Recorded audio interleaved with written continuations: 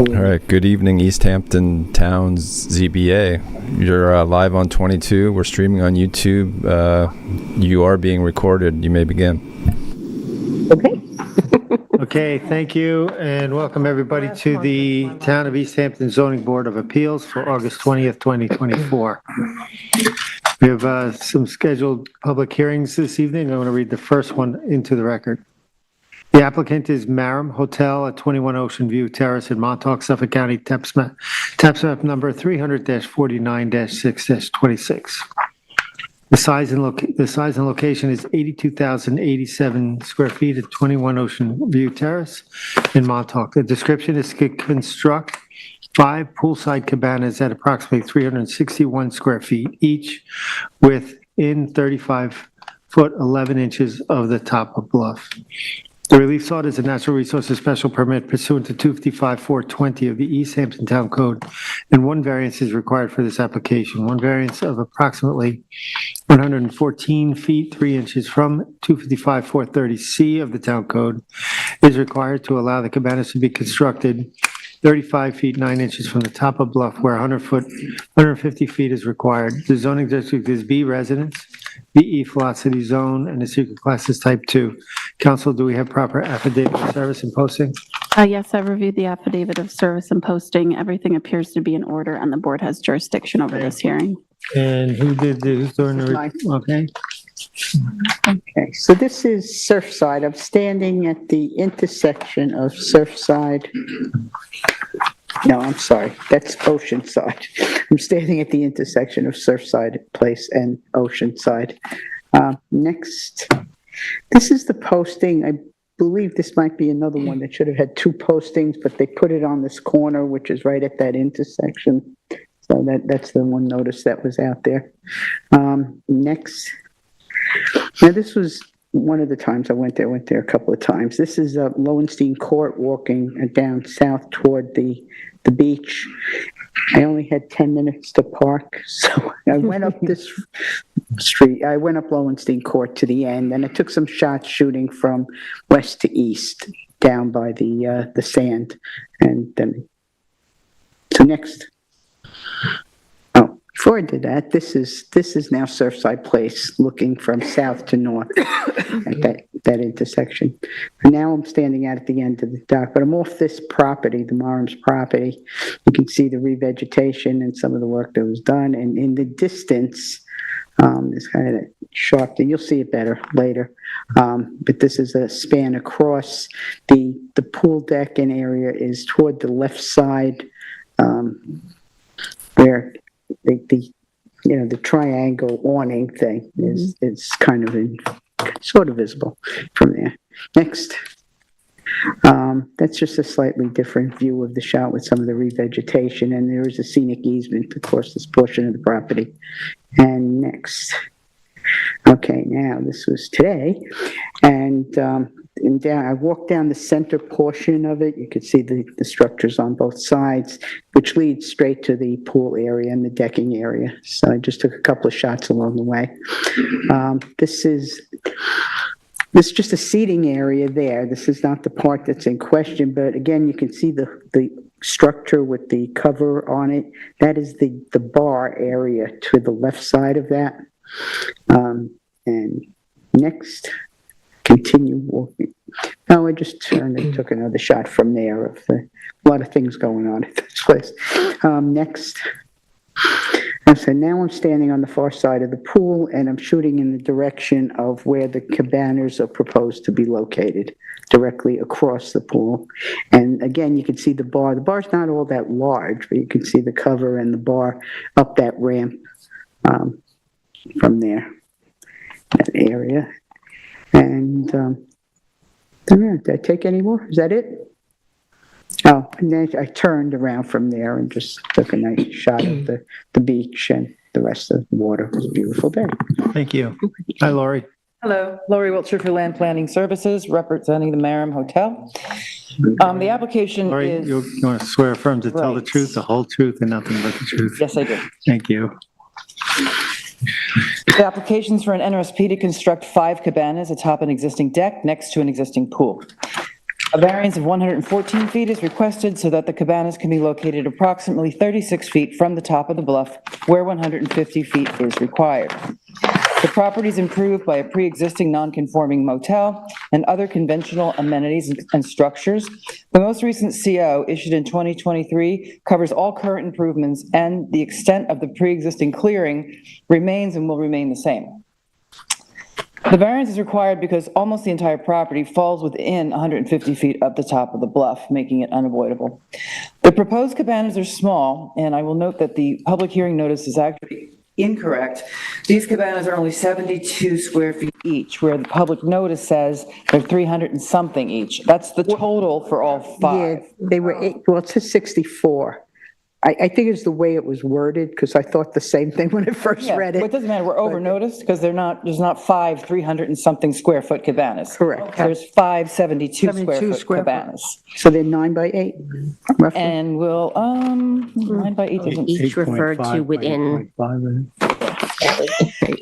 which I got, but, I thought it was 8 by took me 5, a while. 8.5 by 8.5 is what I thought it was. sorry, 8 by what, Laura? 8.5 by 8.5 each is what I believe they are. So, they'll be situated on the existing pool deck as far from the top of the bluff as possible, and importantly, landward of the CHA coastal erosion hazard area line. No disturbance to vegetation or the natural environment will take place, and while the variance appears to be substantial, this is ameliorated by the fact that the cabanas will not cause any negative environmental impact whatsoever.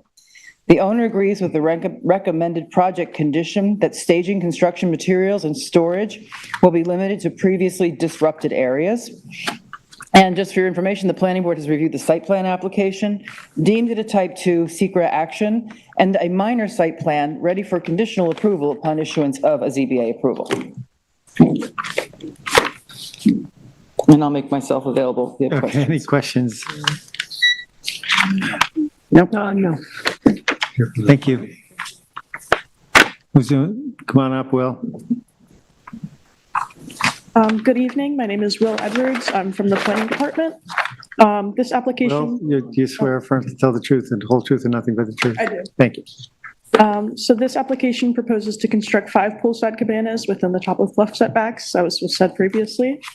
The cabanas are proposed to have a fabric roof, so that will not result in an increase of lot coverage. A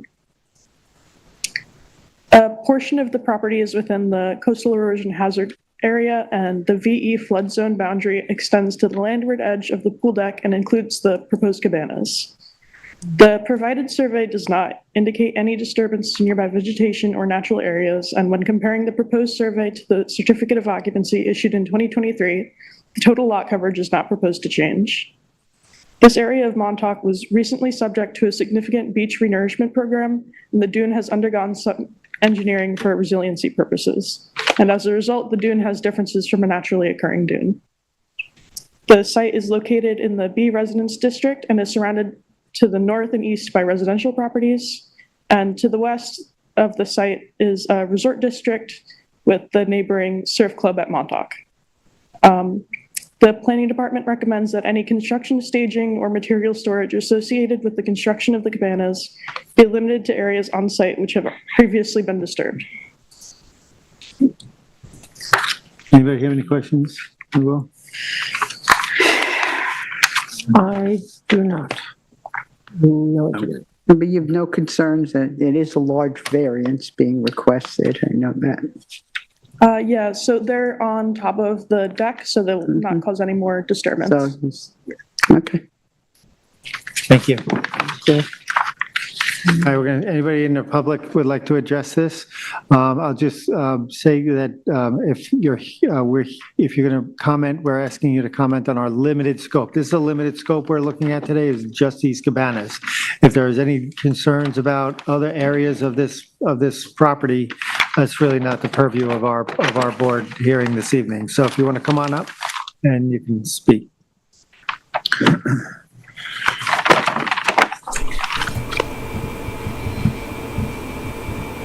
You're gonna have to come to the mic and then announce yourself. I believe I fall within those parameters, but if I don't, you can stop me. Can you announce your name and your address, please? My name is Cheryl Richer. I live at 22 Surfside Avenue in Montauk. And I'm here on behalf of... Excuse me, you swear affirm to tell the truth, the whole truth, and nothing but the Yes, truth? I do. Thank you. Would you mind pulling the mic a little closer to you? Sure. It's easier for us to hear. And Right. good evening, board members. Yeah. Thank you for giving me the opportunity to be here. I'm here actually to object to Maram's construction of the cabanas due to the concern that it will encourage non-guest traffic. And I believe that Maram may actually rent out these cabanas to non-guests, both in the daytime and the evening. And as was stated previously, Maram is a pre-existing non-conforming motel, and it's embedded in a residential neighborhood, which is Surfside Estates. Maram's brazen violations of town code and of the Suffolk County Department of Health led to the town filing an injunction against it, which was then resolved by a settlement agreement. And the terms permitted Maram to construct a pool bar and to file for a liquor license, which the town agreed not to object to, but it also prohibited wait service. And I want to be clear that Maram does not have a restaurant. Per its CO, it has a snack bar for retail Ma'am, use. can you keep your comments directed strictly to the cabanas? Okay. Thank you. Great. So our concern is that the cabanas are going to be used for dining in the evening, not just, daytime, pool service. And one of the reasons I think this is because Maram has been aggressively marketing its restaurant and its dining and trying to attract outside guests to come. And when I saw recently an ad about poolside dining, whereby they move the lounges during the day and put in tables and chairs at night, I thought, oh, I'm sure that's exactly what they're going to do with the cabanas.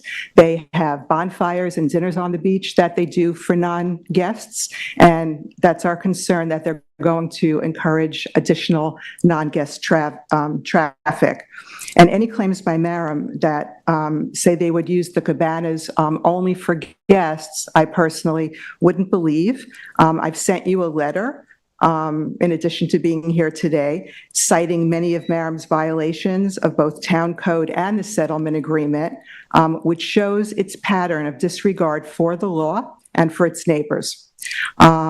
And so getting back to why increased non-guest traffic is a problem for Surfside Estate residents, Maram's infrastructure is fragile. Its footprint is small. It can't have a restaurant because of town code, because it has grossly insufficient parking. The entrance road, which you had a picture of, it runs right along the side of my house, which I could see in your photos. It's extremely narrow. It's adjacent to a major public beach access point. And despite no parking signs along that road, there are cars lined up every day. They cause a lot of congestion, as does the steady caravan of huge trucks that come by nonstop down that road to deliver beverages, food, petrol, all sorts of things to Maram. They have difficulty even getting in the parking lot. Is that my 3 minutes? Okay. Thank you. We have your letter on file, too. Thank you. Thank you. Thank you. Anybody else would like to address this application? Is there anybody on the phone? Yes, we have two callers. I'll unmute the first caller. Hello? Yes, we have two callers. I'll unmute the first caller. Turn off your TV or whatever you're listening to so we don't get that feedback.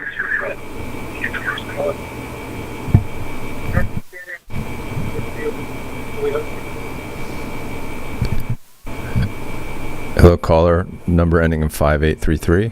You're live. I'm not here to comment on this application, but on the last application. Oh, okay. Shapiro Thank you. application. Thank you. We'll wait. And next caller? Any other callers? Yes, we have one more. I'm unmuting him now. Caller with the number and hello, you're live. Is that Hello? you talking to me? I think so. You're on. Can you announce yourself, please? Okay. Can you give us Hi. your name? and My address? name is My name is Jenna Geller, and I wonder if there's a large enough plot of land available to turn it into a tiny home village. I can help with that. Sorry, ma'am, you're on the wrong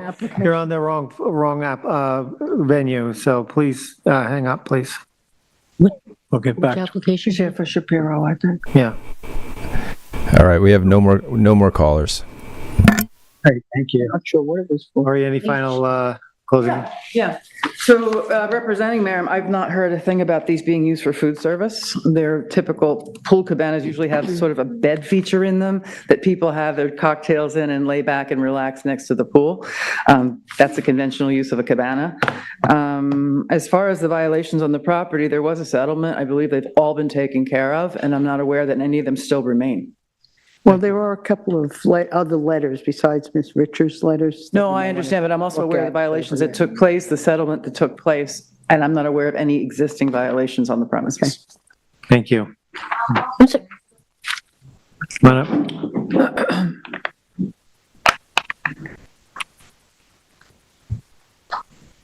Christine Smith, 35 Surfside. Thank you. I Do you swear to swear tell the affirm to truth? tell the truth, the whole truth, and Yeah. nothing but the truth? I don't have anything prepared, and honestly, I'm new to hearing about this, but I have been to many beach clubs, not many. I've been to a few beach clubs and places where they do have cabanas, and generally there is food and beverages served there. I would be very concerned, I'm expressing a concern if they put cabanas up and they are serving food and beverages there, because I believe that is against what what's it called? The settlement agreement was. And so I would just like to voice concerns over that. And I have heard there have been some advantages taken, and I would hate to see that we have to come back and then fight something that's been given to them if they're not going to adhere to their settlement. Thank you. Thank you. You want to make a motion? Yeah, so for the application of Marham, whose name is on it? Is it 20? No. Okay, well, for Marham Hotel at 21 Ocean View Terrace in Montauk, tax map 300-49-6-26, make a motion to close the public hearing and the public record. Second. I'll concur. I concur. I concur. Thank you.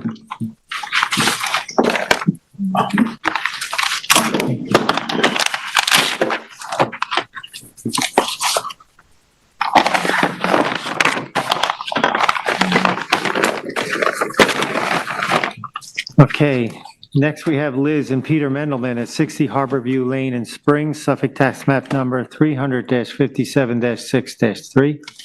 The size and location is 14,171 square feet at 60 Harborview Lane in Springs. The description is to reconstruct 65 linear feet of bulkheads, 29 linear feet of return, 5 feet of walkway in place with a 12-inch height increase, and to dredge to depth of 4 feet to mean low water, within 10 feet of the bulkhead on a parcel of land adjacent to tidal wetlands and surface waters. The relief sought is a natural resources special permit pursuant to 255-420 of the East Hampton Town Code, and any other relief necessary. The zoning district is WF, waterfront AE flood zone, elevation 7, X flood zone, and the secret class is type 2. Council, do we have proper affidavit of service and posting? Yes, I've reviewed the affidavit of service and posting. Everything appears to be in order. I also just want to say this is the best presented affidavit. You have photos. They have photos of all of the posters, and this is well done, and everybody else should do this because it makes my job easier. So thank you. Thank you. I am going to have to recuse myself. Thank you.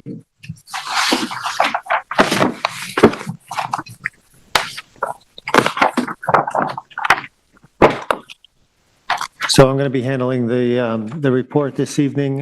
So I was there, I visited the property. This is the entrance to the private drive entering back into the house. This is at Harborview Lane, and it is properly posted. This is the private access back, and you'll see the house all the way at the end there. This is entering where the residence is. Next. And they posted up second posting right at the base of the driveway entering the property. Next. So I'm going to walk. This is the house. We're going to walk along the side of this house and back into the backyard. Next. So this is looking over at 3 Mile Harbor, and you'll see the stairs leading down towards the bulkhead. Again, this is standing at the stairs. You're looking down at the bulkhead. That, if you look where those kayaks are resting on, is the bulkhead that's in disrepair and going to be replaced in kind. Again, just sweeping over to the right, you'll see the remaining part of the deck. We'll walk down and take a closer look. Next. So this is the, I'll call it the southern end of the pier, the bulkhead. I don't know if you can see it clearly, but there is a slight ramp, and I think the intention is to match that height, or approximately. That we'll hear from the applicant on that. But this bulkhead will be raised 12 inches. Next. Again, looking towards the north, and you'll see you can see the bulkhead is in disrepair. And this is there was a sinkhole, and this was also pointed out, I think, in the existing conditions, and this is part of the leaching of the soils, which is a reason for the dredging. Next. Again, this is the northernmost part of it, and I want to pay attention on this photo to the bulkhead on the neighboring property, which we'll probably talk a little bit about this evening. Next. This is the return bulkhead, also to be replaced. Next. So this is the bulkhead of the neighboring property, and I think that's the last photo, is it, Brian? Yes. Yep. No, so if you take a look at beyond that bulkhead, you can actually see the tidal waters actually come up there. So, all right, that's it. We have the agent, Drew. Come on up. How are you, Drew? Good evening. My name is Drew Bennett. I'm an engineer here on behalf of the Mendelmans. Peter Mendelman, the owner, is here also. Do you swear affirm to tell the truth, the whole truth, and nothing but the truth? I do. Thank you. So this is basically a maintenance activity to replace 94 linear feet of bulkhead along the harbor-facing portion of the bulkhead, as well as the return. It is a creosote-soaked old bulkhead that has several layers of planking and is in poor condition and is in the process of failing. So we'd like to replace it essentially in kind and in place, with the exception of raising it 12 inches. We've already obtained a general permit from the New York State DEC to perform the work. And we've also received a permit from the East Hampton Town trustees. Rather than replacing it with creosote timber, we'll be using vinyl sheet piling and untreated timber and galvanized metal for any metal connectors that we have. So I think it's a relatively, and then seaward of the bulkhead, in accordance with what's permitted under the New York State DEC general permits, is they allow you to scoop any soil that has what they refer to sort of piped or seeped through the holes in the bulkhead. So you're able to reclaim it within 10 feet of the bulkhead itself and place it in the sunken area behind the bulkhead. And then that all gets restored in this particular area with grass. So if there's any questions, I know Brian has a memo to present, but. No, Drew, I think, there was also submitted a protocol. It submitted a construction. Want to talk about that a little bit? Sure. So access to the property is best made from the water side. And so the contractor will be approaching the work site via a barge, and any equipment necessary to do the work will be done off of the barge. We don't anticipate a machine on the ground itself. We think that all the work can be done from a work float, essentially, on the harbor side. Any debris, old bulkhead materials would be hauled off via the barge. There'd be a dumpster on the bulkhead itself, on the barge. a dumpster on the barge that would haul off any debris. The area would be turbidity curtained, so the barge would sail in, basically pull up to the bulkhead, put a turbidity curtain around it, and begin work. I also want to remind the board that the town has granted a water quality grant for the same property to do a permeable reactive barrier behind the bulkhead, so that'll be going in at the same time as the bulkhead's being replaced. And the purpose of the permeable reactive barrier is to reduce nitrogen discharges into the harbor. So sort of doing two things at the same time. So we're replacing a old worn out bulkhead that's starting to fall down, which gives us an opportunity to participate in installing a permeable reactive barrier in collaboration with the town and Cornell Cooperative Extension. So when we come to the return side of the bulkhead, there won't be any disturbance or impact on the neighboring bulkhead? Yeah, we understand the planning department's concerns about the wetlands that have emerged to the north of our bulkhead. There's an old bulkhead, I think Brian describes it as non-functional, certainly old, and some spartina has begun to emerge seaward of that, submerged during high tide, but we understand that that's something that needs to be protected. And we intend to do so. So any work in terms of disassembling the return would probably be done by hand. And, if there's any heavy material, they can use a long reach to be able to pull that out. There is a little set of stairs that are on the neighboring property to the north that connect to the return. We don't own them, but we intend to disconnect them from the new bulkhead. Someone else's property, we don't intend to damage them, but it's theirs, and we're just going to disconnect it. So, okay. Any questions? Yeah, I have one. Drew, in terms of the dredging that's proposed, that you can take 4 foot of material within 10 foot of the bulkhead, is that correct? Correct. Yeah. And do you have any idea what kind of cubic? We estimate it to be about 40 cubic yards, 40, which will fit nicely in the depression that's formed behind the. Yeah. So I saw that here, and it didn't sound like it sounded like there might be a good deal more than 40. But you're confident, having looked at the site, that's what we're at. It's up to to maximize the depth, but there's some areas that are deeper than others. Yeah, so yeah. It's really a prism of material. And you said that material would wind up being used behind the new bulkhead. That's as correct. Best you can. So that's what's going to happen to that material. That's it's correct. going to be used on site. It'll be on site. That's right. Clarify. Sure. Hi, Peter. Do you want to introduce yourself? Then I'll swear you in. Peter Mendelman, with my wife, we're owners of the property.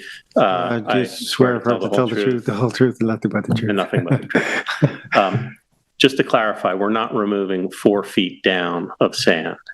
The bulkhead is 100 feet long. That's about 33 yards. 10 feet out is about 3 yards. So 66 yards square footage.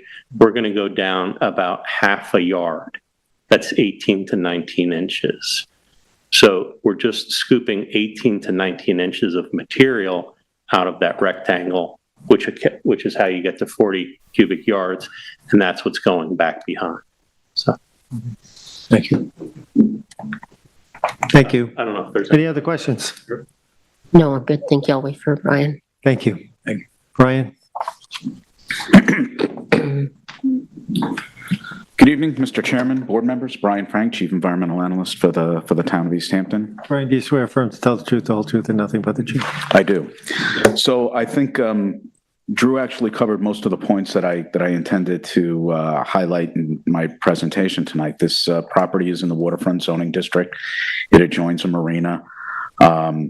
The existing bulkhead is about 3 feet above sea level, so the planning department does not have an objection to the 12-inch height increase.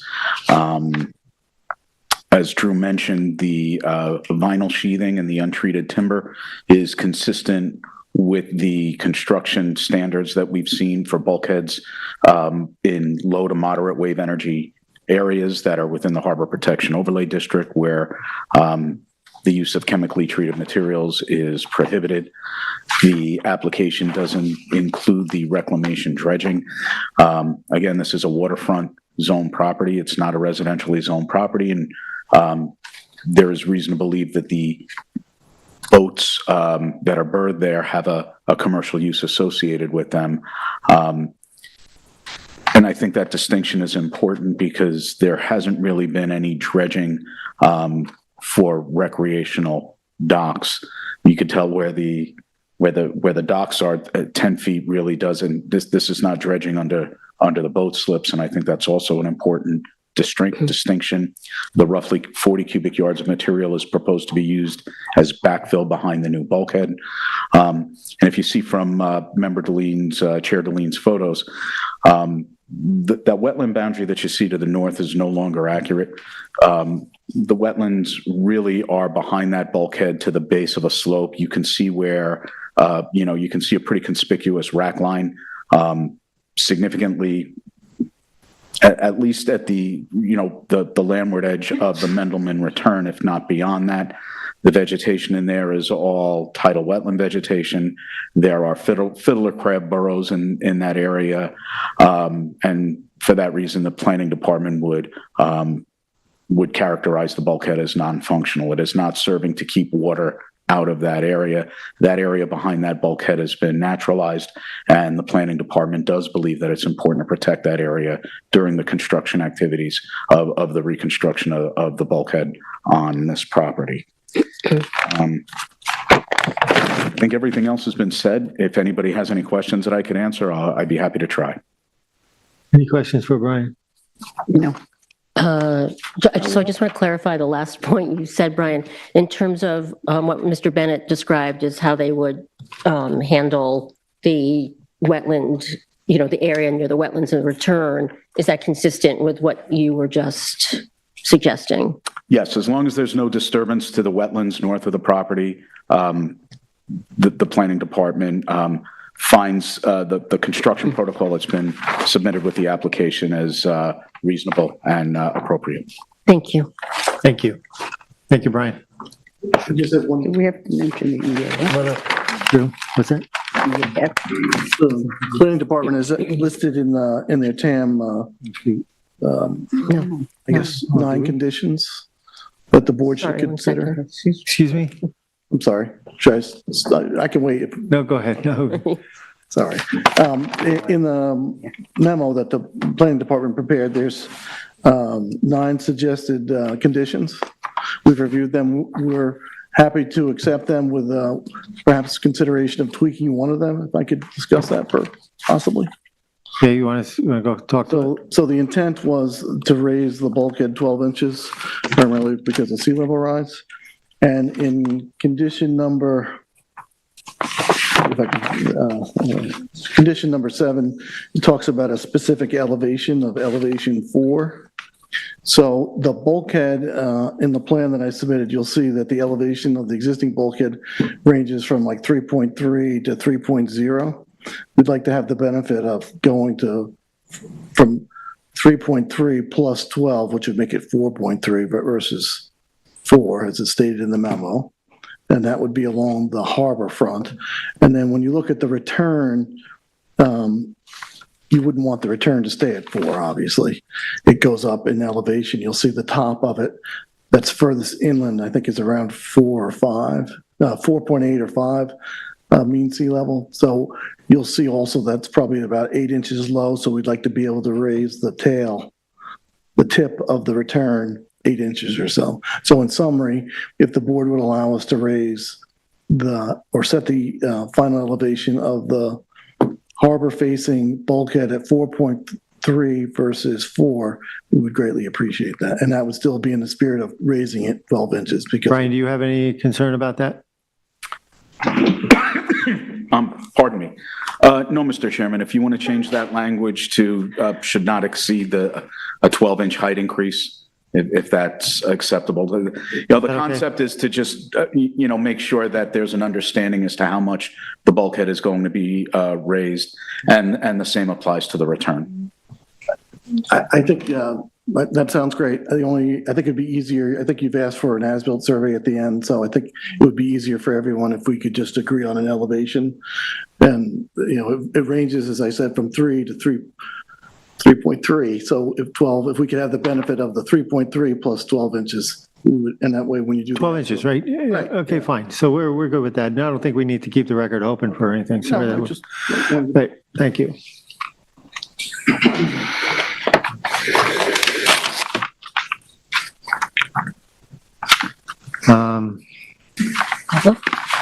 So with that, I make a motion for, public. Is there anybody in the public would like to talk? I think there was somebody on the phone. Is that right? I think that was for the last. Yeah, we have that same caller on, but they weren't specific. They just had the last one. Should we check to make sure it wasn't the Mendelman? And they may want Shapiro, but they weren't specific. Council, is there a secret determination we have to do on this? Mr. Chairman, I'm sorry, I neglected to mention.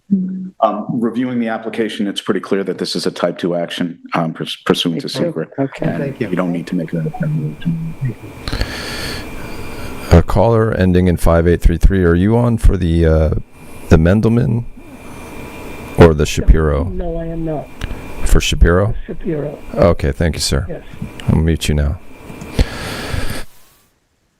Thank you. Therefore, I make a motion in the applicant of Liz and Peter Mendelman at 60 Harborview Lane in Springs, Suffolk Tax Map number 300-57-6-3 to close the public hearing and the public record. Second. Concur. I concur. I'll concur. Okay. Thanks. Give Thank that you. the Thanks, second. Drew. Thank you, Peter. Thank you very much.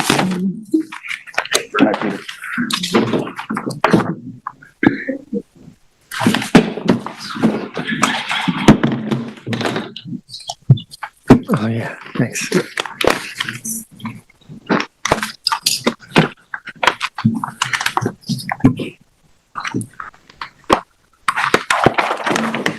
Welcome back. Thank you. Next, we have Clifford Shapiro at 8 Ocean Lane in Amagansett, Suffolk Tax Map number 300-176-3-10. The size and location is 12,000 square feet at 8 Ocean Lane, Hampton Dunes, Lot 30, map number 4694 in Amagansett. The description is to construct a 226 square foot first floor addition, 160 square foot of decking, hot tub, relocated pool equipment, generator, pool fencing, walkway, sanitary system upgrade, and associated grading, and to allow a slate walkway, AC unit, and clearing to remain on a property that is within jurisdiction of freshwater wetlands. The relief sought is a natural resources special permit pursuant to 255-420 of the East Hampton Town Code, and one variance is required for this application. One variance of approximately 37.5 feet is required from 255-430 of the East Hampton Town Code to allow the slate walkway to remain 62.5 feet from the wetland, where 100 foot is required, and any other relief necessary. The zoning district is B residence, AE flood zone, AE 10 flood zone, and X flood zone, and the secret class is type 2. And council, do we have proper affidavit of service? Yes, I reviewed the affidavit of service and posting. Everything appears to be in order and the board has jurisdiction. Thank you. And we have member Meering, I believe, is doing this. Yes, thank you. And before I begin, I would like to just make a disclosure. As disclosed in the public hearing file, over 2 years ago, long before I was a member of this board, I was present at the May 24th, 2022 public hearing for a prior application on this parcel, and I did offer comment on certain elements of that application as a member of the public.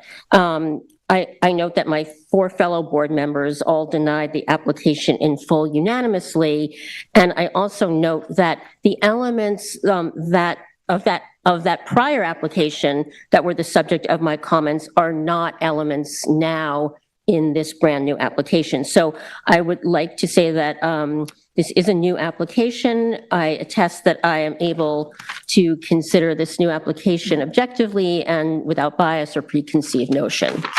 Thank you. Okay. All right. So good evening, everybody. Okay, this is the view from Ocean Lane. As was disclosed, this property is on the east side of Ocean Lane. You can see the little address posting, and to the right is the notice. Next slide. That's just a shot of the notice. Next slide. So this is the driveway to the property. Next slide. I'm just showing that little hedge that runs from straight up between the Shapiro driveway where the cars are. That is to the right of that is the property next door, which is 186 Marine. Next slide. Now I'm where the posting is, I'm looking north, and you can see in the distance that is the neighboring property.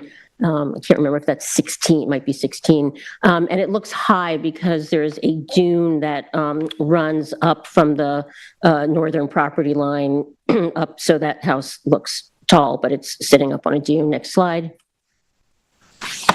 I just wanted to note, you can see that this is that property line between the two, and one side is dune and dune vegetation, and then the property of the application is mulched. So just wanted to note that. Next slide.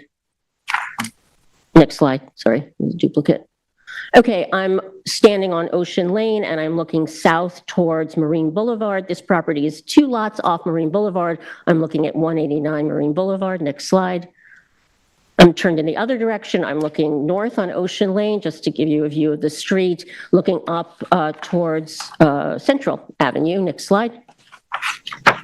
And then this property is 9 Ocean Lane, which will look familiar to this board as it was before us earlier in the year. This is a neighbor across the street. Next slide.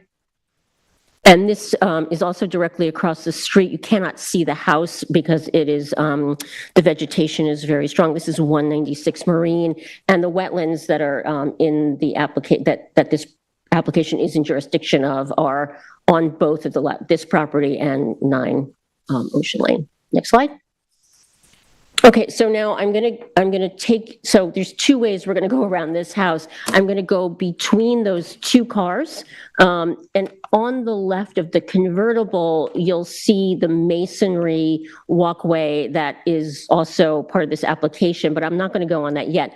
I'm gonna go between these 2 cars, and there's a dirt pathway with a stepping stone path, and I think it's a good way to see the whole perimeter of the house. So next slide. So I'm going off the driveway onto that path. You can see the stepping stones. It's mulched. There's bamboo on both sides. Next, you can see the house just to the left. Sorry, yes, next slide. Thank you, Maureen. I'm going further up that path towards the east. Next slide. As you go further up the path, there's a fenced-in and gated garden. It's noted on the survey. It's not really named on the survey, but it is on the survey. It's close to the south deck, south side of the deck. Next slide. I'm going between that garden fenced and the deck. Next slide. Okay, and so I've gone up that path, and I'm sort of near the southeast corner of the property. There's sort of a shade garden here next, and on the right towards the right quadrant, upper quadrant, would be basically the property line between the applicant's lot and 186 Marine. And you can see I'm just going to show a close up in the next slide. There's a what is it? A viburnum. So next slide. So this is the viburnum, and it didn't come out well on this, but I shot this through to the neighboring property. It's hard to see, but it was completely filled with water on the other side of the property line when I shot these photos the other day. Next slide.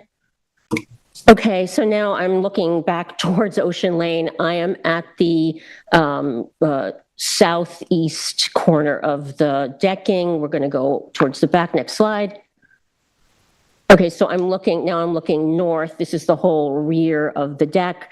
On the right side is significant, like a wall of bamboo that would, I guess, separate this property from the contiguous properties on Dune Lane. Next slide. So I've gone to the other end of the east facade and looking back towards where I was standing before, more of the same. Next slide. Okay, so this is now I'm on the north side of the house where this decking is and the steps are. If you look on the survey where it says proposed deck addition, it's hard to see from this deck sort of slants, so there's going to be a squaring off in this location, and I'm looking, that is the south facade of the house. Next slide. more from here. So again, that area will be squared off. And as you look at the facade, now this is the area basically up on that deck where the addition is going to be built out. Next slide. This is a much better view. So as you can see, that addition angles, and we'll obviously talk about that. It's and then to the right, you can start to see the outdoor shower, and there's a shed that goes around the side. Next slide. So more stepping stone path. Again, now I'm heading back west down the north side of the property. Keep going. Next slide. Again, this is area, I'm just a little further west of it now. Again, this is area where the addition will be. Next slide. And now I'm heading towards the northwest corner of the house. That is the outdoor shower and the shed that's going to go around the corner. Next slide. So now I'm looking, I'm in that corner of the house. I am looking east. The neighbor's property, you'll see in a second. Next slide. That is the fence to the north neighbor. That is the neighbor's fence, I believe. Next slide. Okay, and so now I am at the corner of the house that is the northwest corner. You can see the AC unit. Next slide. And now I am on the north facade of the house. Sorry, excuse me, the west facade of the house. There's one of the tanks. I think the survey shows there'll be a second tank. Next slide. And that is the westerly portion of the deck. And I'm looking back towards the driveway. Next slide. Okay, so now I'm just going to quickly take you up on the deck so you can see that better. So I'm back in the driveway, and I'm going to go onto that masonry, excuse me, stone walkway that is in the application. Next slide. All right, so there's the walkway. To the left is the cut to the western deck. The front door is towards the rear of the photo. Next slide. You can see some of the vegetation and the bamboo around this walkway. Next slide. And that is that's the cut to the western deck. Next slide. Okay, so now I've finally gone up on the deck, and I'm looking towards the rear of the house, towards where the pool is. Next slide. That's the view of the rear deck on the easterly side with the pool. And so, yeah, and at the very far end is basically where the hot tub will be placed once the deck is extended out. Next slide. That's a good shot of the pool as is. Next slide.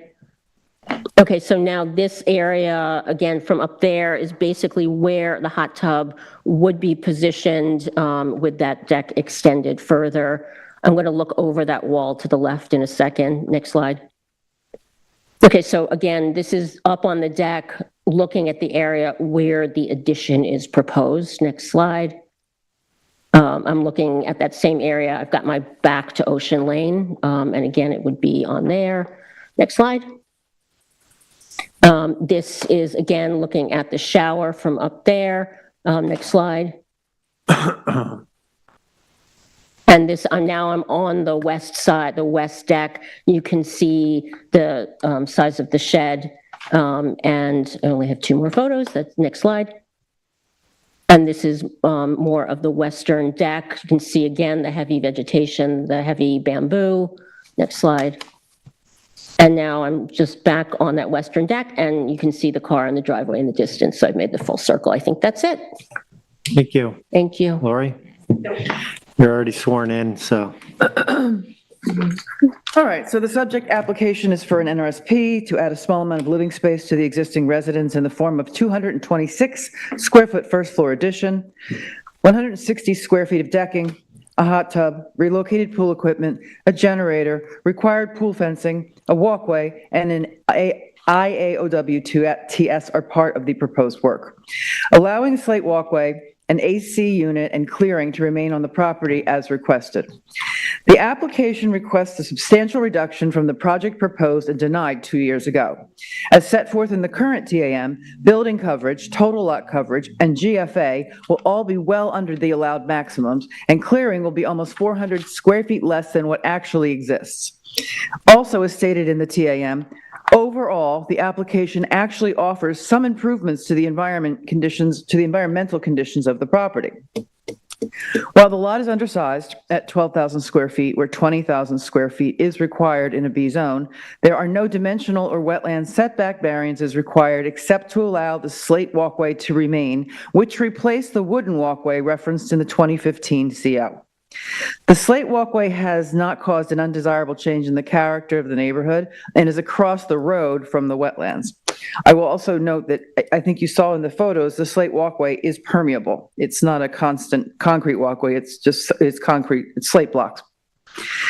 The lot area is sufficient, appropriate, and adequate for the proposed work, and the existing vegetation and proposed plantings will provide screening from neighbors and from the road. As you noticed along the front, the pictures, it's very heavily vegetated to the point where you can't even see the house from the road. And I'll mention at the end, there's a very... Do you want to put the picture up, or? Here's the road.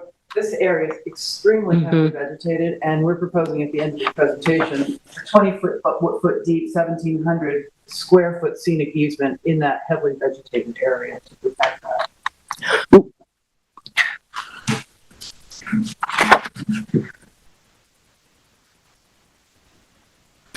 Most of the items within NRSP jurisdiction in this application will have no effect whatsoever on the wetlands across the street, and many of them are either upland or over existing improvements. Increases of impermeable or semi-permeable surfaces by this project are minimal, and with the wetlands being across the street, impacts on the wetlands and the environment are limited.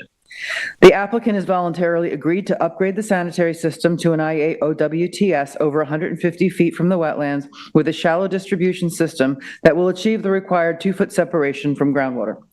The clearing required to install this system, predominantly bamboo, will be revegetated with plantings better suited for the environment.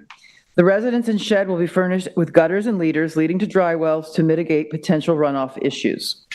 All disturbed areas will be revegetated with woody vegetation as approved by the town in the future. Project limiting sediment control fencing will be installed per the August 2nd, 2024 Planning Department sketch and inspected by the zoning board before a building permit will issue. There is also room for, as I just said, a 25-foot deep, 1,700 scenic easement, and the IA plan can also be revised to reflect the current proposals. Apparently, we did not forward the current survey to TF Engineering. Very easy to have them show the condensed version of what's proposed on the approved sanitary plan, which is actually not approved yet. We need a wetlands permit. As to FEMA, the 226 square foot addition is only 11% of the existing 2,041 square foot GFA. And the recent work to the existing crawl space done in May of this year, i.e. insulate with plastic and raise the floor with concrete by 5 inches, has ameliorated flooding to the existing area, and this is how the proposed crawl space is to be constructed. And as I'm sure you recall, it's been an extremely rainy late spring into summer, and they have managed to stop the flooding into the existing crawl space. Most importantly, there's a significant reduction in the proposed work from the 2022 ZBA denial. Accordingly, 1,915 square feet of roofed coverage was previously proposed, where 1,522 square feet is now proposed, about 400 square feet less. 4,673 square feet of total lot coverage was proposed in 2022, but that number is now 275 square feet smaller. Gross floor area has been reduced by 412 square feet, and final clearing has been reduced by over 5,000 square feet. Most importantly, the proposed garage has been eliminated from this plan. If you recall, there was a neighbor, I believe on Marine Boulevard, who was adamant about the garage being in an area that does flood. There's no longer anything proposed in that area, and therefore that concern should be ameliorated entirely. So I'll make myself available for any questions. Could you give us just, well, I have 2 questions, one on the scenic easement you brought up, but first, could you just give us a little narrative on the addition? The addition itself is actually going to come off of, so I mean, I see where it is, obviously. I just wanted Yes, to well, so, all understand. right, I'll do it this way. I don't need the house plan. The kitchen is here. Mm-hmm, The living room is here. right. And right now, they don't actually have a formal dining room. They do have a table and chairs outside on the deck. This is actually going to be their dining room. Dining room, okay. And it's only 226 226 or 228? Yeah, 226 square feet, one story, and that's all it's going to be used for. Okay, and then since you brought up the scenic easement, I guess my question on the scenic easement is, as you look at the front of the property, I know it is heavily vegetated, but most of that vegetation is invasive, bamboo. I know that on the sides of the property, it's a lot of bamboo. I know that you walk back and what we're going to clear to put the septic system in is largely bamboo. There is a photograph of the front of this property and it's not all bamboo. They can certainly work on I mean, there's, right, so you've got ornamental, and I don't know what's in the right of way. So the whole thing is gravelled on the right of way. There's ornamental, and then you can see, I think a lot of that is bamboo in that area. So I never want to poo-poo a scenic easement, but I think usually we think of them as on native, naturally occurring vegetation. That can be a condition that I don't think you want to clear it because I see a lot of things that are indigenous. But I would think that I can see that one bamboo plant right in the front that, you know, if you want to cull invasives and replace them with woody natives and before you put the scenic easement on the property. Or have it be in the language of the scenic easement that's permitted. I want to give my other board members a chance, but I will have questions on the slab and the underneath both. But Any other questions? I want to make sure I have the latest survey, December 6, 2023. December 10th. Oh, yeah, right, yes. It is the one that says add proposed building coverage. Yes. December 6, 2023, correct. Okay. And you mentioned something about a planning department sketch. Yes, there is a planning department sketch. Basically, all it's showing is the proposed project limiting fencing, which basically allows for the installation of the sanitary system. It wraps around the shed and comes back across where that scenic easement would be, along the path and back to the road. Oh, there it is. Oh, okay. In purple.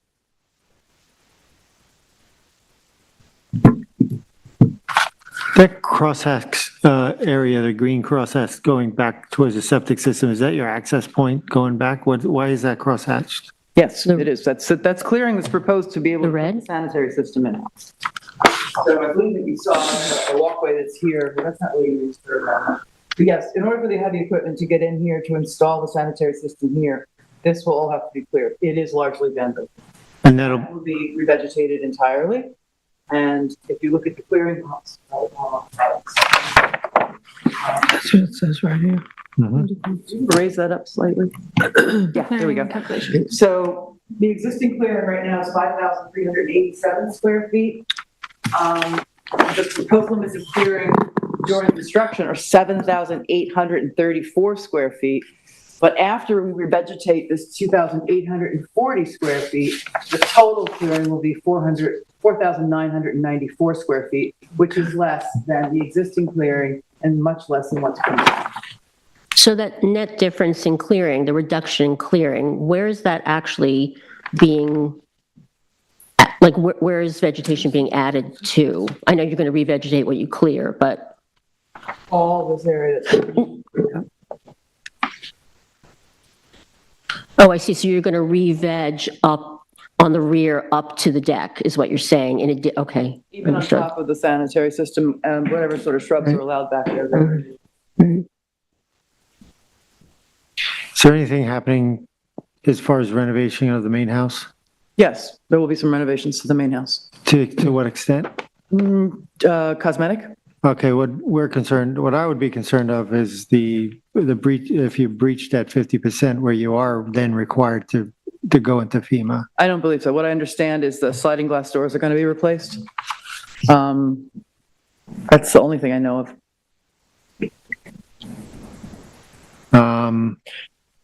They're not adding any rooms, they're not moving any walls. I just then would say that when you go for your building permit, and I don't know if we can make it a condition or not, but that you define the total scope of the work when you apply for the building permit. Define In what? other words, I don't want to see it segmented where you're going for an addition, then come back and go for an alteration later on. I think the total scope of work should be defined then upfront. It will be, because the building department now requests scope of work and budget for that work. And when you're done construction, they want a signed Yeah, that's correct. Cost of construction. what it actually was. So yes, and Joe has not been shy of asking for appraisals and to go with the budgets when necessary. But in this case, because we're already upgrading the sanitary system, well, no, the FEMA thing still applies. We're really not doing anywhere near 50% in this instance. We're not raising the house. We're only adding this 11% up to the GFA and some sliding doors, and the hot tub, the decking don't even count towards that equation. But can I follow on to that, Mr. Chair? Like, doesn't FEMA start to look at projects cumulatively? So I know the applicant didn't have the house when the major work was done with the pool and the deck, and there was, I think, a big internal renovation, right? So where does FEMA start to count cumulatively towards that 50%? That's a question. It's a very difficult equation, because FEMA and New York State have changed the numbers on every major storm.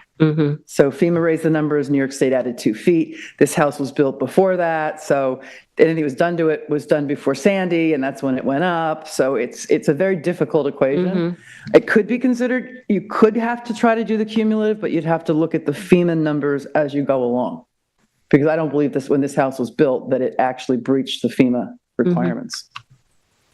It's at 9.1 feet, and right now the BFE is 10 plus 2, so it's probably was more like 8 or 9 back when it was built. Right. May I, you talked about flooding in their crawl space, right, being ameliorated. And I know it said in the TAM there was a stop work order on the slab pouring. Was that completed, though? That slab is? It was. Okay. Oh, I don't know if it's completed. There was a stop work order, and they do need a building permit, but what is determined by Joe Palermo that we do not need an NRSP for that work. I understand, yeah. Because but I guess just in general, because you made the statement that, flooding is reduced by a slab there, and then, and you'll have the crawl space with a slab as well. Can you just comment, because that is a significant amount of non-permeable surface, and I don't know where it is to groundwater. I think you said the slabs are 2 feet from groundwater. Is that confirmed? I'm not going to be able to. You're going to meet the 2 feet groundwater. I can't answer the question because I asked the architect to answer it today. She wasn't able to get back to me. That I don't think we're going to give up on, but. So I'm just trying to understand, because obviously, it is wet in the area. And can you just, I don't know, comment on, your thought about how it might impact other neighbors as opposed to, and are you going to? The most important thing about this application right now is we've taken out the garage in the area prone to rising water, and where the house and the shed do not currently have gutters, leaders, and dry wells, they will. So the surface runoff will be collected, which is different than the circumstances at the property right now. It seems to me if your first floor elevation is elevation 9, minus a foot, your top of foundation is going to be 8. So your 3 foot crawl space plus say a foot for footing, you're going to be elevation 4 bottom of footing. As long as that's as long as that's 2 foot above the water table. I don't know what, I guess it would be on the TF plans. If the water. The test holes on the TF plans, that's what I was looking for. But what's the depth on the existing? Existing is existing, it's pre-existing. Yeah, well, they just put a slab in, so not pre-existing. So at elevation 9, the groundwater elevation's at 3.8. 3.8? So you're 2 inches, you'll be 2 inches above groundwater. I don't have any cross-section to tell me that the crawl space is 4 feet. Your elevation is 9.1 finished floor, Mm-hmm. minus a foot, approximately a foot is, that's top of foundation will be elevation 8. Mm-hmm. Yeah. Crawl So space you is have a typically 3-foot crawl 2 space, feet. you're calling for a 3-foot crawl space. I didn't see that on the plans. Yeah, it's on, there's a cross-section on the plan, I believe, On the engineering, I mean, the architect's plans? on the architect's plan. He's calling I looked for it today, I didn't see it. 2-inch poured concrete Oh, no, she's not, well, I thought she was. Or is it Tam saying that? The I proposed thought I remembered. foundation type is a 3-foot crawl space with 2-inch poured concrete. Where do you see that, sorry? On, She's calling for a 3-foot, she's calling for a 3-foot crawl Page 3. space, which is below, which is, no, 3 foot from grade. So that's the minimum requirement for the, for frost line. So you're gonna be in the groundwater. So then we do a 2-foot crawl space, or they build it on a slab. I don't think it matters that much. They have the crawl space under the existing house. If they need to deal with their mechanicals, they can do it there.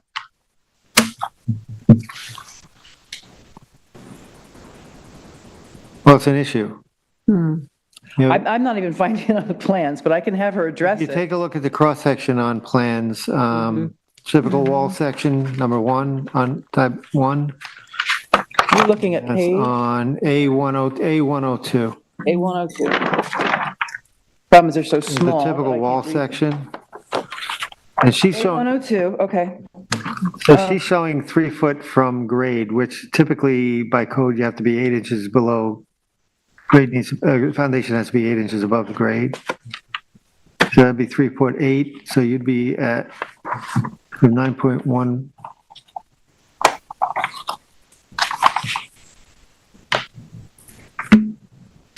This is, the print is so small, I a 5 cannot foot. see where you're finding that.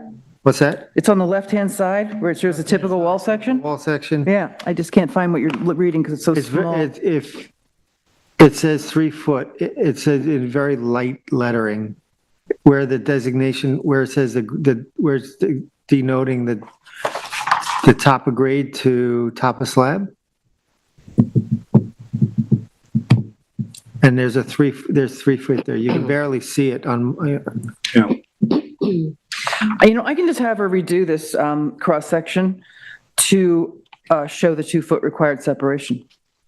yeah, I think we should require it to show relative to groundwater. The groundwater should be on this cross-section, elevation of groundwater. So this diagram should show you your elevations, your proposed elevations. On the typical wall section. Okay, I will ask her to do that and submit that. Now, the other question is, while we're standing here, do you want us to have the survey revised to show this proposed scenic easement? Do you want us to have the TF engineering plans to be revised to show the current proposal? I can do all 3 of these and get them back to you. yeah, Why not? Probably would good. How much time would you need for that? TF engineering, 1 week. And I couldn't get in touch with, so I'll try again. And what was the other one? Oh, Saskis. That won't take long. Let's try for 2 weeks, and if I need more time, I'll ask. What about a re-veg plan? I think that'll be a condition of approval. That's gonna Sometimes require we take them in earlier. Okay, a landscape professional to really assess the I know. situation and draw a plan to be approved in the future. okay. Can I just ask one more question? Which is actually quite an expense, and I'm not gonna do that unless it's a condition of approval. right. Okay. And I just have one more question about the addition. So the TAM says it's, being built above the existing deck, but that deck is coming out under it, right? So what happens to the rest of the deck? You're going to shore up the rest of the deck? Or, you're expanding. I didn't know if you were going to actually rebuild. Yeah. You'll just create whatever they have to cut out in terms of the foundation. They'll have that go up against. Okay, I just wanted to see if you were rebuilding in kind the rest of the deck. That's all. I just want to check. We're not, other than the addition of the deck, we're not ripping out the whole deck. It's in very good condition. Right.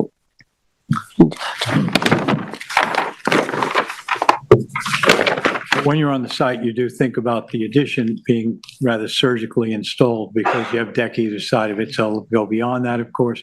The other comment I would make just in general is that it is kind of disturbing so many ornamentals that are surrounding the pool, but looking at your clearing line for access, I think a lot of that will come out now. I mean, I'm basically looking at your construction access is going to take down a lot of what is some fairly hardy and existing vegetation, not all of it's native. But I'm looking at this when I'm out there today, looking at the site beyond the pool and realizing how close it is to the property line. There's not a lot of access. You've got a path to come around. It'll be small equipment coming back Absolutely. there and a lot of crawling back and forth with materials. Yep. But it's pretty tight. Yeah, it is tight. Yeah.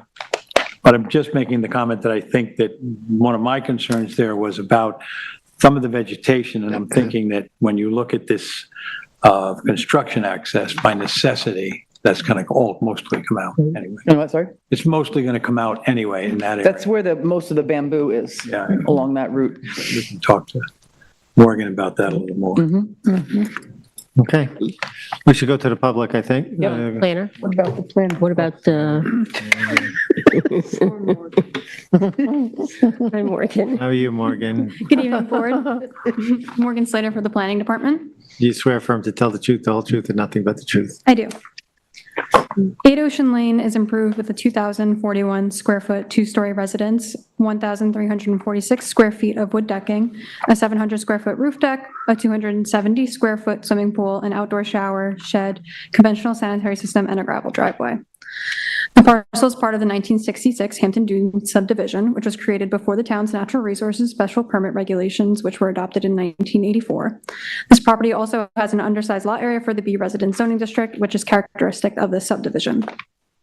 This parcel received an approval from the board in 2008 to construct a 650 square foot deck addition, a 700 square foot roof deck, and alterations to the residence and some clearing of vegetation.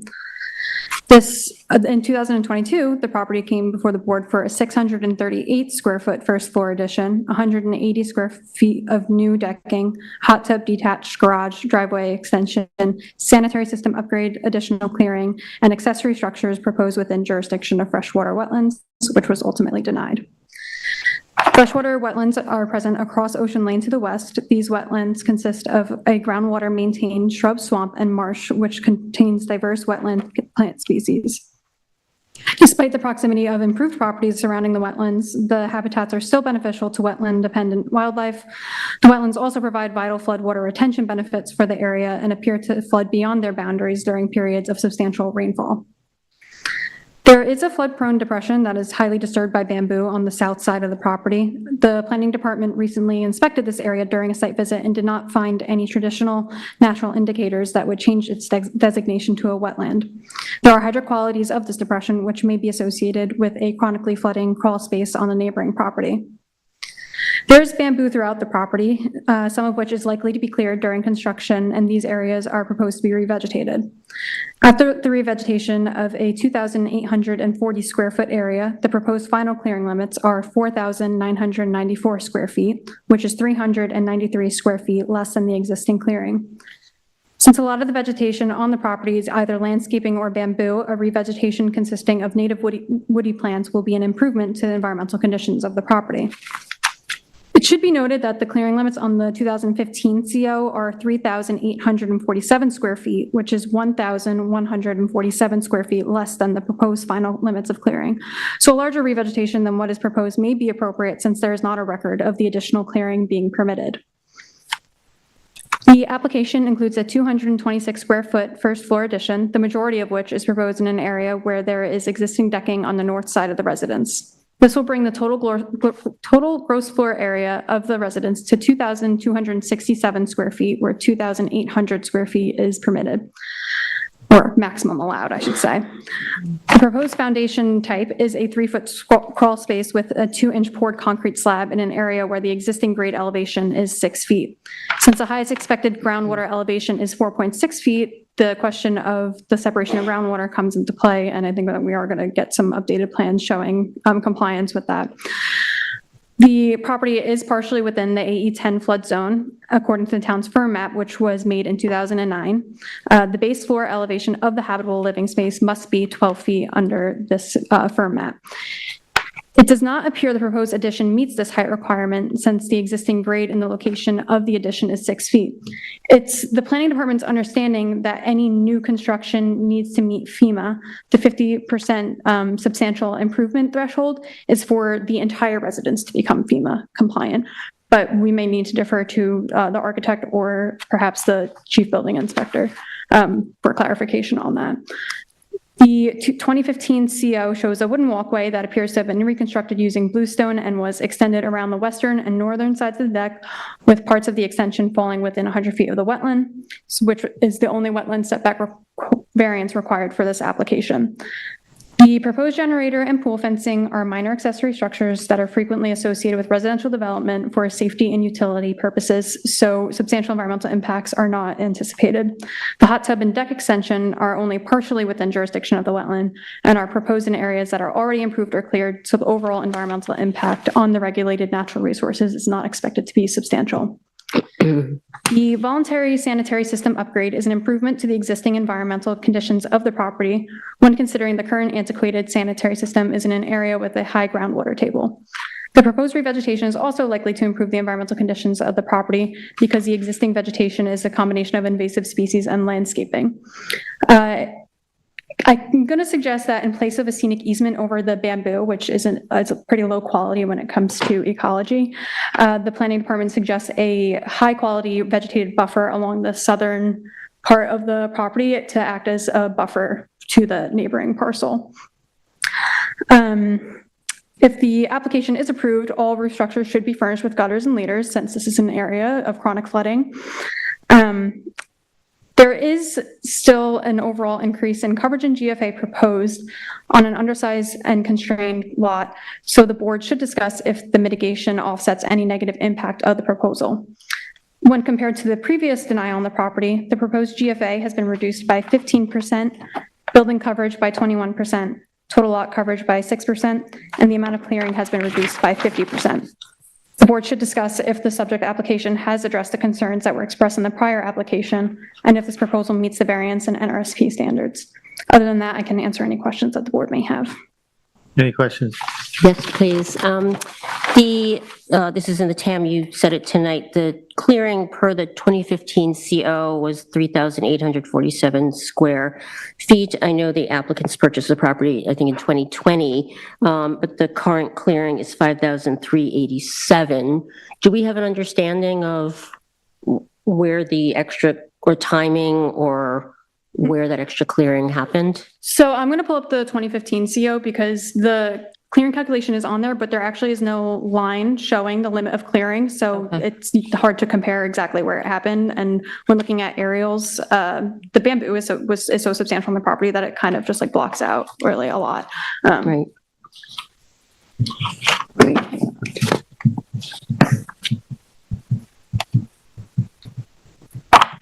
So yeah, there's no actual clearing limit shown on Right, I had looked at that, but I parcel couldn't itself, figure out. but Yeah. it is noted as a number. Said it, I'm sorry. The clearing is noted as a number on the survey, but there isn't like a line showing actually what the limit of clearing is, so it's hard to say where it occurred. But we know it's changed. But we know since it's changed, 2015. yes. What is the size of the proposed scenic easement? It was 1,700 square feet. And you're suggesting a highly like a high quality woody buffer yeah. instead of the scenic easement? Yes, because the nature of the vegetation that would be protected by the scenic easement isn't super high quality. And you're talking about Can you point to where because I couldn't tell when you were. Sure. It's easier on the current survey, but yeah, there you go. It's so you take a 25-foot and you go like this, and you take it all the way down to this path. Yes. That's 1,700 square feet, 25 feet in depth. Okay, so our suggestion is to improve just the overall vegetation on this side of the parcel to hopefully buffer the property from the southern property. But that's already, I mean, there's going to be a re-veg there anyway, so I'm not sure if that's incremental. But you're proposing more. Well, on that side. That will be revegetated, so there'll be a buffer. Yeah, so the buffer should just consist of like, mature woody vegetation that will hopefully act as a buffer between the two property lines. Right. But I guess I just see that as something that would be in your approved revegetation as a condition of condition of approval, but I don't see it as really incremental mitigation. I know Lori's trying to put a scenic easement for some mitigation, so Planning board doesn't- why not both, I guess is my question, sorry. Yeah, the department doesn't oppose scenic easements. It's just how beneficial would it actually end up being to the overall environmental, qualities of the property if it's going to be over bamboo. Right, well, unless there was some remediation of that bamboo and, the 20, what was the date of the determination for the pool and the deck? One of the conditions of that was no sod, obviously, no ornamental vegetation. There's ornamental vegetation on the front part of the house. So, if, I guess we'll ask Lori about this, but if it was a scenic easement with some restoration of the vegetation on the front, I don't know if that would be acceptable. I'm actually kind of amenable to what Morgan's saying. The area I was talking about as a scenic easement is not really an environmental buffer. It's a visual buffer. I understand. Right now, it's really well grown up, and the people that drive by can't see the house. No. And I think if we start culling it, that's going to dissipate. But if you want to put woody veg down the front side, so that to buffer the neighbor that's most concerned about this project, I think that would be acceptable. The location of the proposed scenic easement is also within NRSP jurisdiction, so really any clearing or anything changing in that area would need to come before the board anyway. Right. We wouldn't want to do that anyway. No. Okay. All right, we'll go to the, any other questions? I do not. Okay, we'll go to the public. There's nobody in the audience. Is there anybody online? Yes, we still have the caller that's been waiting. I'll unmute them now.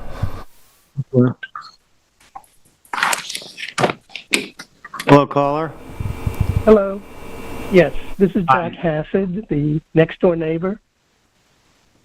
At what address? Well, you need to swear me in?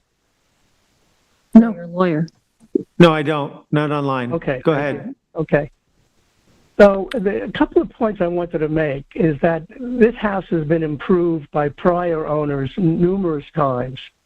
And I trust that the board has seen the letters and photographs that I submitted yesterday, which showed the degree of flooding in the adjacent area between our two houses, not just our crawl space. I was really shocked by what the planning department limits the flooding to our crawl space. It's not.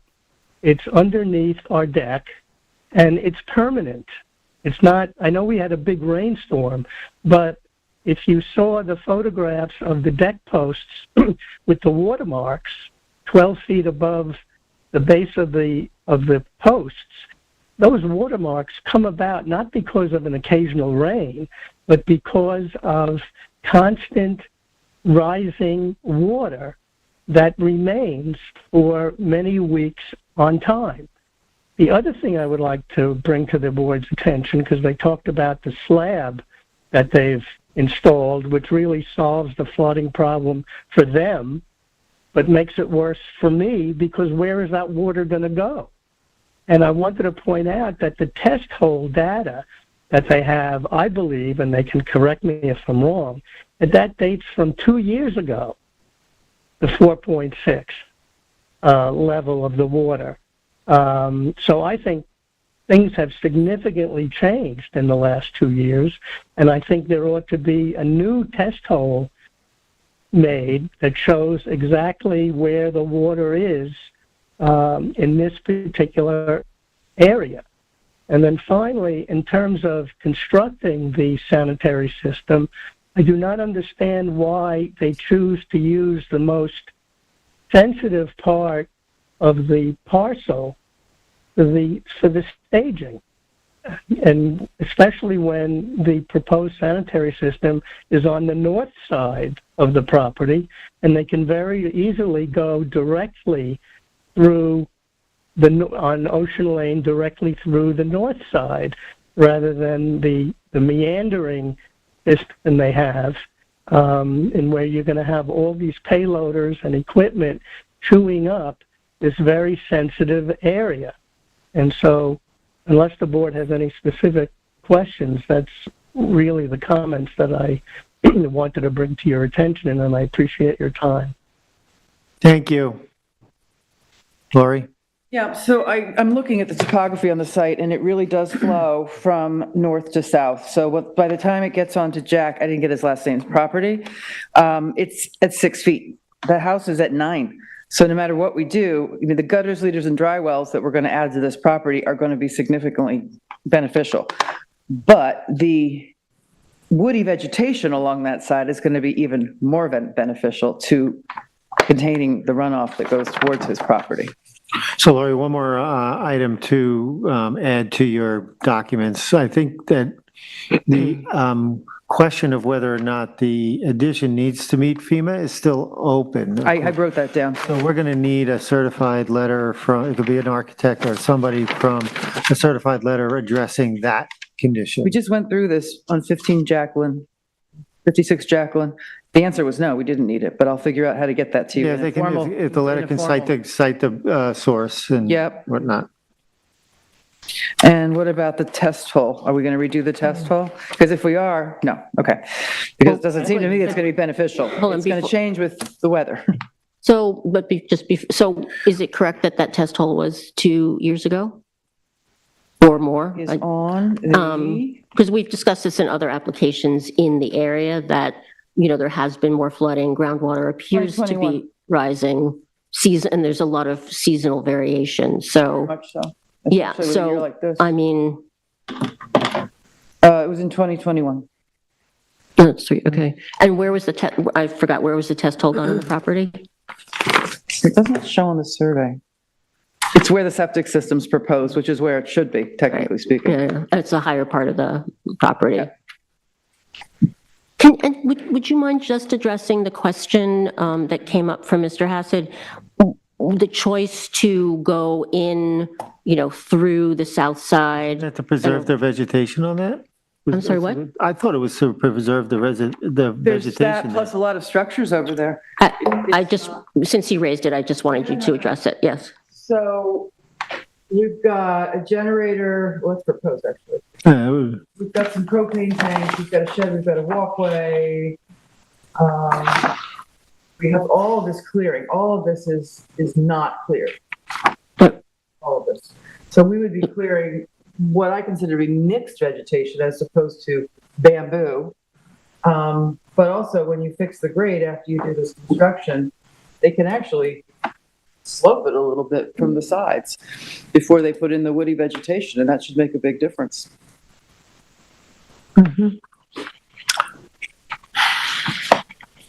Okay. Thank you. So we're going to keep the record open for 2 weeks, Lori? Thank you. When's our next meet? We don't have a meeting. Maybe our next meeting, September 10th, we think? Right, so I guess, council, do we want to leave it open? Lori, do you want 3 weeks? So that it ends up on a work session? Yeah, it ends up on the 10th. The 3rd, we're closed on the 2nd. The 3rd, we don't have a meeting. Okay. Let's do it on September 10th. To September 10th? Yeah. Okay. All right, we ready for motion? Yep. In the matter of Clifford Shapiro, 8 Ocean Lane, Amagansett, Suffolk County Tax Map 300, 176-3-10, I make a motion to leave the record open until September 10th.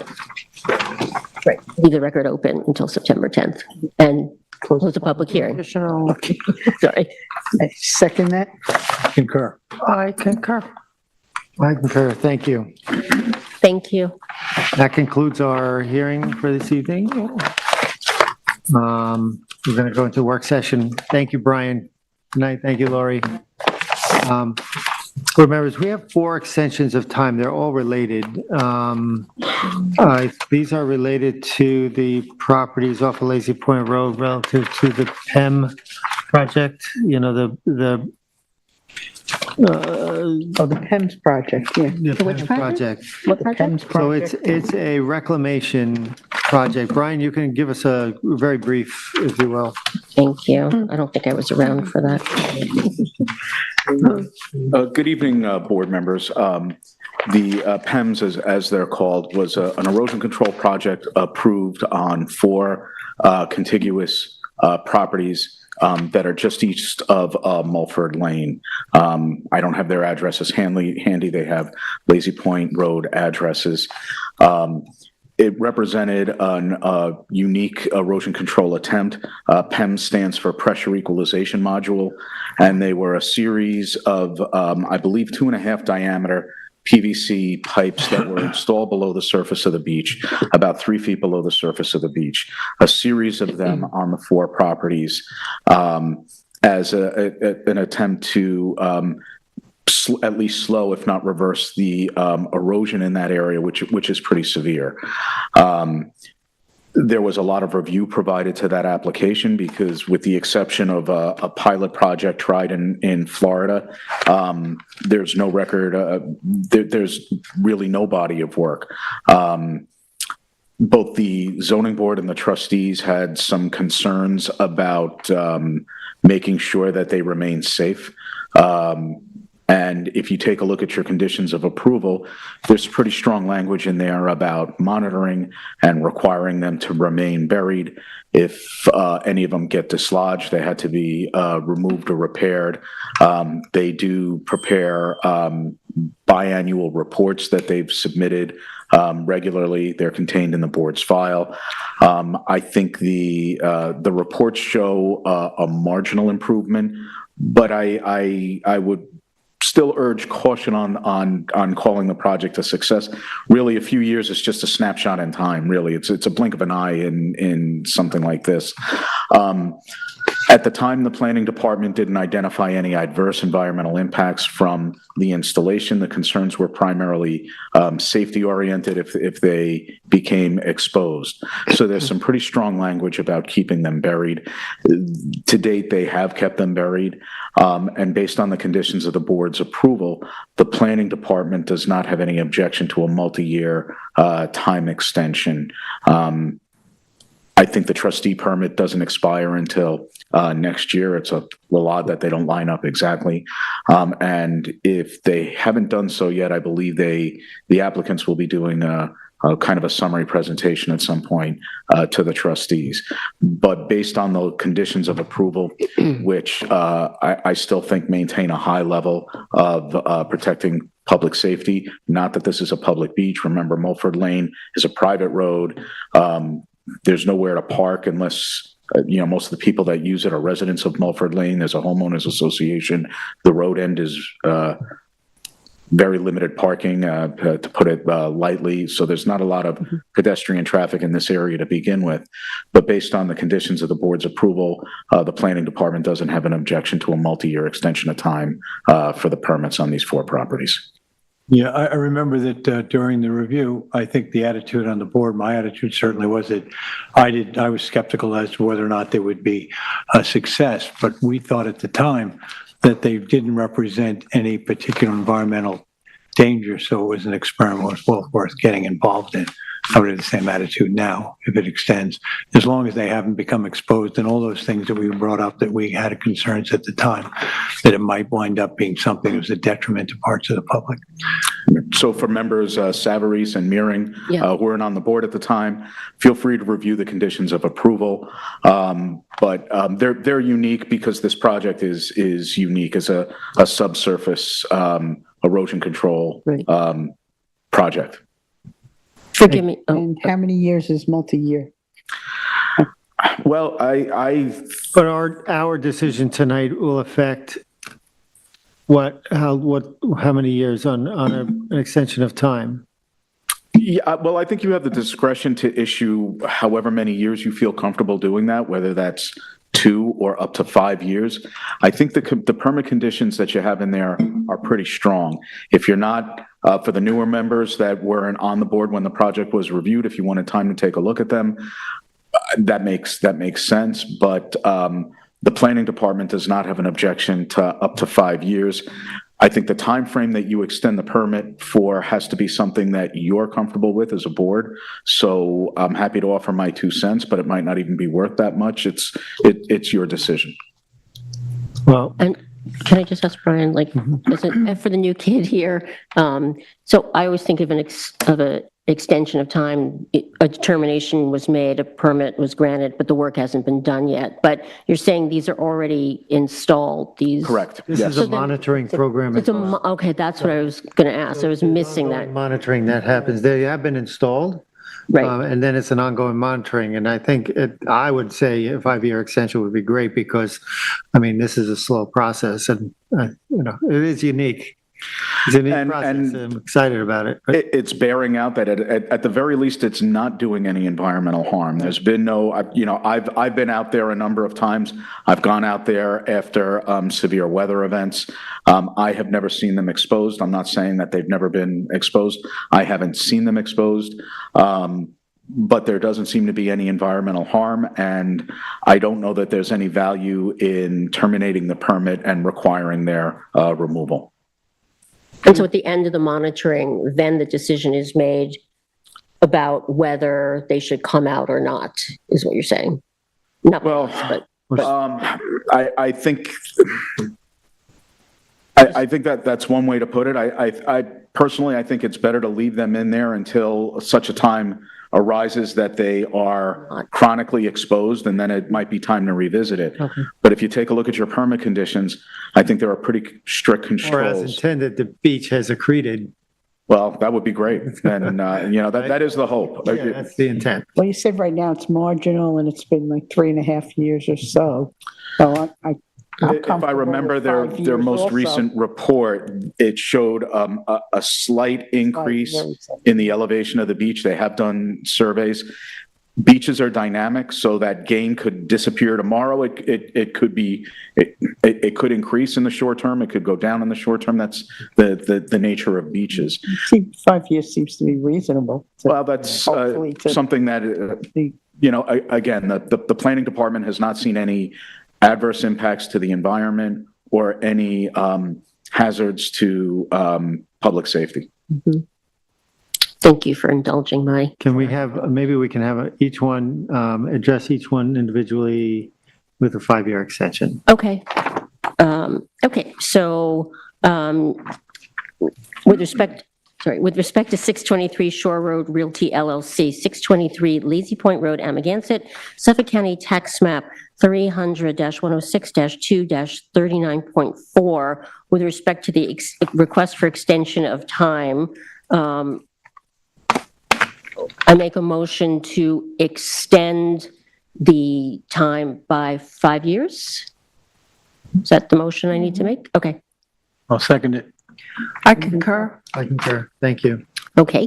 In the matter of Chris Anderson, 619 Lazy Point Road, Amagansett, Suffolk County Tax Map 300-106-2-39.2, in the matter of the request for extension of time from the I make a motion to extend the determination permitting by another 5 years. Second. Concur. Concur.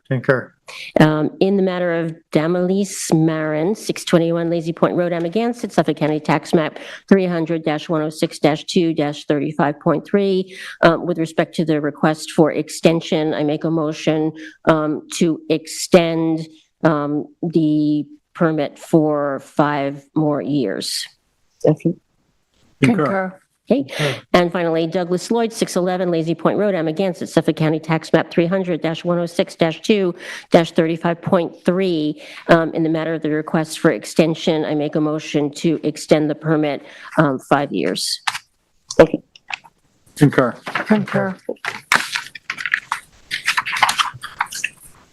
Thank you. With that, we have draft minutes of Tuesday, August 13th, 2024. Yes, I reviewed the minutes. They look good to me. So I would like to make a motion for the East Hampton Town Zoning Board of Appeals to approve the minutes from Tuesday, August 13th, 2024. Second. Concur.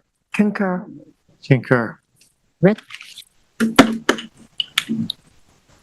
Okay. Next, we have resolutions. Stuart Leach and Anna Meach. Okay. 71 Jacqueline. You want to take it? So this determination, I had some issues in drafting. I sent it to the board. I had some additional questions because I wasn't clear on certain items. I believe all of my questions were answered today verbally because I had the opportunity to speak to some board members individually. But I'm going to have to try to get that all down on paper. So the applicant's agent was Lori, so I gave her the heads up that I'm still working on it.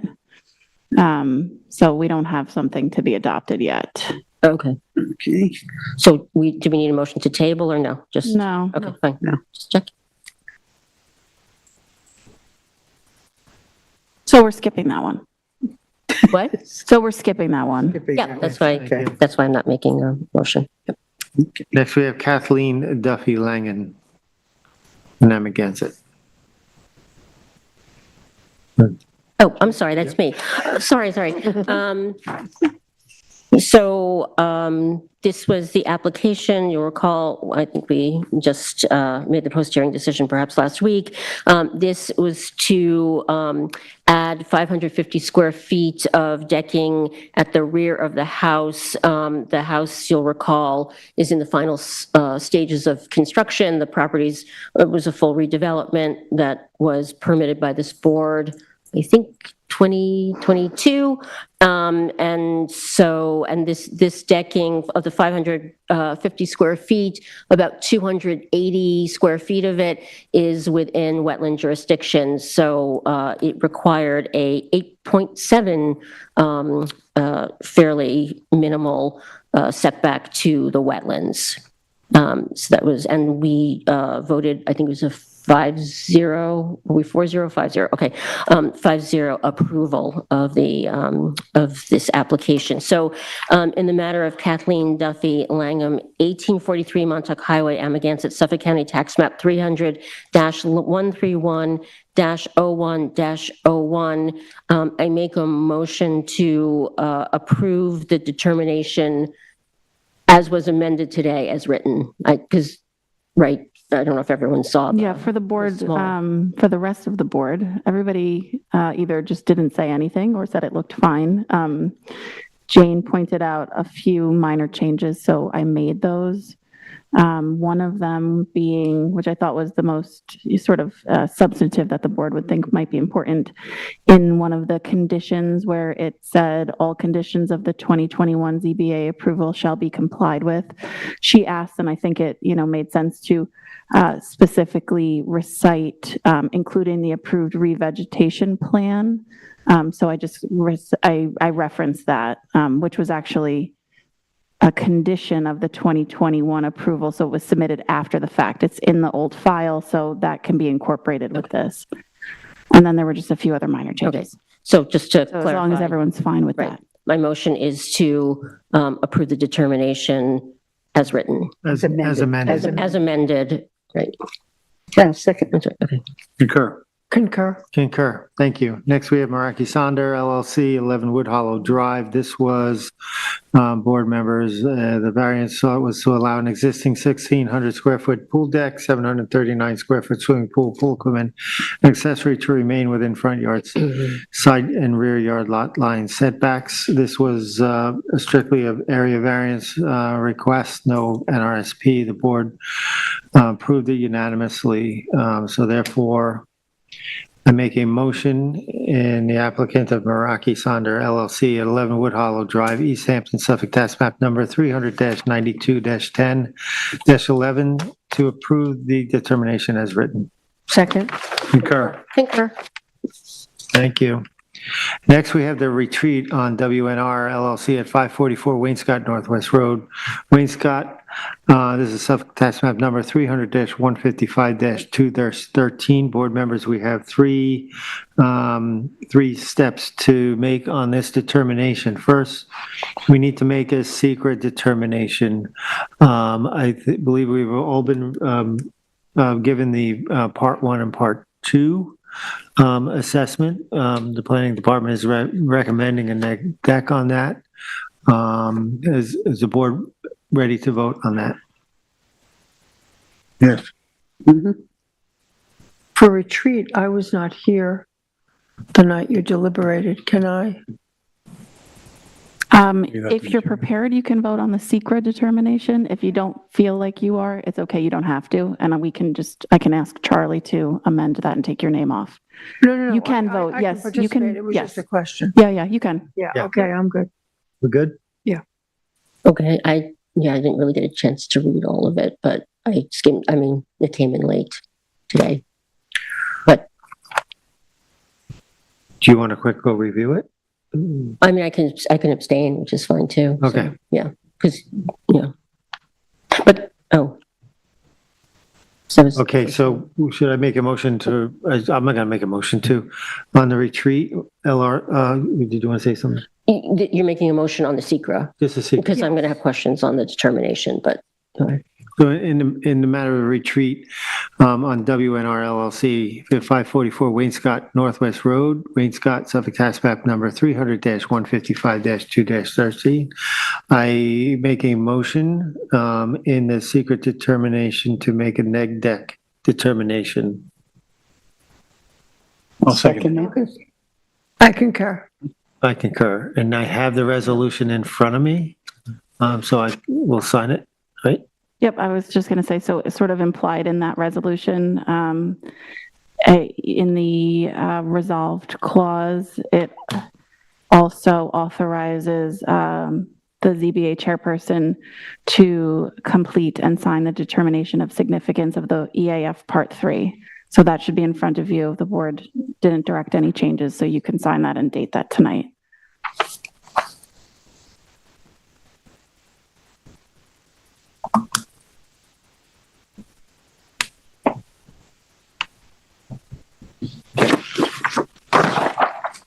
Pass that on. Next, we have a determination on the appeal of the building inspector's determination. The board unanimously upheld the building inspector's determination. So therefore, I'd like to make a, did you have a question on the Yes, so appeal? please, I'm sorry to interrupt, but I had sent some comments to Charlie, who was counsel on this, with some questions about both determinations. I didn't hear back, so I didn't know if he had made changes since then, but it's just. I was not given any changes. Okay. What do you think? How should I? I'm recused, but I can talk about just the way the determination is drafted. Okay. If I can find I don't have a copy of the draft. Maybe I do. Hold on. Sorry. If they were substantive enough, that you don't agree with how it's drafted, you could also just abstain. I'm not comfortable doing this every week, where we're trying to amend resolutions on the floor. So how do we get past this? This is getting too much for me.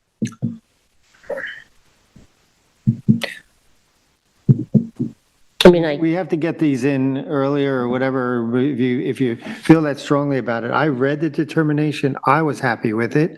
I got my comments into him as early as possible, so I know he was busy today. But I don't think we should be coming to here and saying, it seems to me like every determination we're making a motion on is based on an amended determination because it hasn't been worked out in time. And I think I've never been in this position in all the years I've been here, so I think we need to clean this up. Well, that may be many true, many yes. times we get the determinations only within only within hours, not so much this week, but only within hours of the meeting. So that's where it gets harder because we don't have time. We're asked to review and make comments, and that's what happens because I guess it would be lovely to have the determinations perhaps on the Friday before, so we have time and we have time to make comments. I agree. I'm not comfortable coming in and doing this on the fly either, but.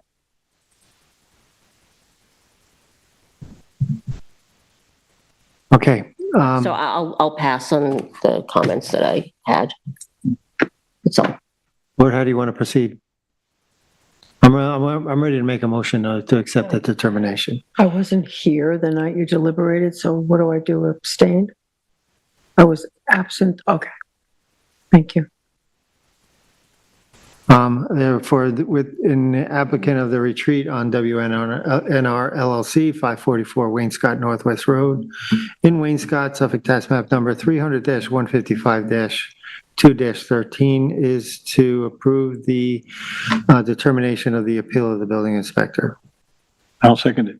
I concur. Concur. I concur. And on that, the variances for the clearing, the board approved it unanimously. Therefore, I make a motion on the same application to approve the resolution regarding the variances as written. I'll second that. Concur. Thank you. We have Eileen Devlin at 60 South Forest Street, Montauk. Whose was that? Yeah, that was, the board remember, that was a complete redevelopment. An existing structure is to be taken down. It's moved as far as possible to away from the wetlands. It was pushed all the way out to the side road. It required only an NRSP. It no longer needed a variance. I believe the vice chair was not present that night. We voted 4-0 in favor of it, of accepting it.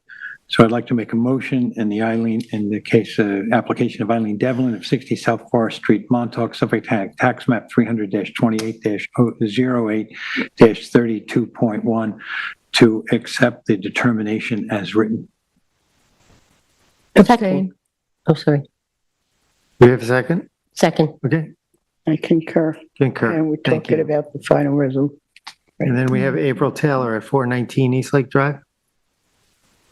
No, That one's not finished yet. we didn't get that. Oh, that's I right. did I not. didn't want to send it within 1 hour of the meeting, so I held it. Thank you. We are doing Ellen Fine, correct? Yep. If you all had a chance to read it. Members, are you prepared to I am. approve Ellen Fine? I am. Okay, therefore, so we have Ellen Fine at 3 Miller Avenue in Montauk. Wants to make that motion. This is authorizing the stipulation of settlement. Montauk? I think that was Terry's. Ellen Fine was you. And I am in denial. Yeah, I do too. Oh, okay. Maybe. Does that Then, matter? in the application of Ellen Fine of 3 Miller Place Avenue, Montauk, Suffolk County Tax Map 300-32-7-34, I'd like to make a motion to accept the determination as written. No. Dissent. Dissent. Wait. Oh, I see what you're saying. Okay. Sorry. Concur.